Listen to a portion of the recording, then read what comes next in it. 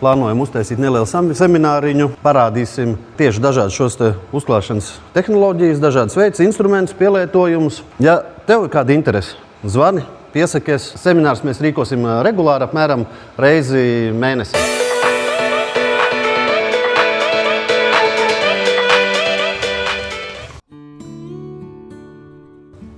Senākais pats kodols bezkrāsaina, eļļa ar vasku, 3062. Tas ir vecākais, tas ir matētais un, teiksim, zīdaini matētais.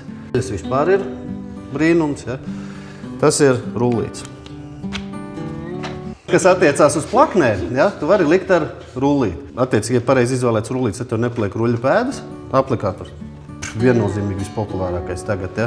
Tad viena slāņa biezums ir sanāk apmēram 20-25. Ir bijuši pretenzijas, uzlikām 2 kārtas jau netur. Kā likt? Ir reālis dzīves, ja? Kā liki uz galda virsmas? Uzliek krūzīm, man tur paliek pleķi un tam līdzīgi.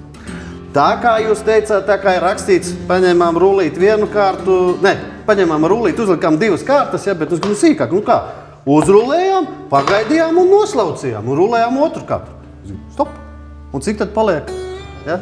Viņš uzrullēja tos 35 ml un noslaucīja visu nost un palika 10-15. Ja. Tas pats Hartog Solar Original, kuram ir nedaudz klāt pigmentu. Praktiski 41. vai pat 40. paliek tā kā 44. pēc Golijas. Tad produkts Dekorvaks. Un tas jau vairāk arī uz mēbeļniekiem attiecās. Ir, kad man citreiz, kā tas iespējams? Ja?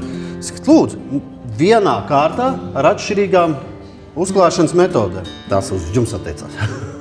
Tas ir tieši galda virsmā. Šis ir vienīgais mūsu produkts, kuram nav vaski iekšā. Ja tu neesi pielikt cietinātāju, tad uz grīdām tas tieši lielām platībām strādā, tad 3 dienas laikam vajag pagaidīt ar visu labo ventilāciju, jo tad stingrā kārta viņš vienkārši kā stiklā pārdur.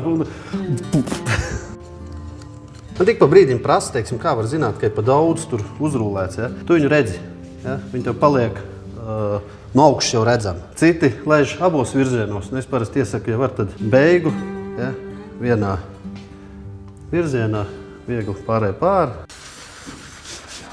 Teiksim, uz aparātu viņš vieglāk viņu var nofiksēt un tā būtība pārēj pāri un nekāda pēda nepaliek.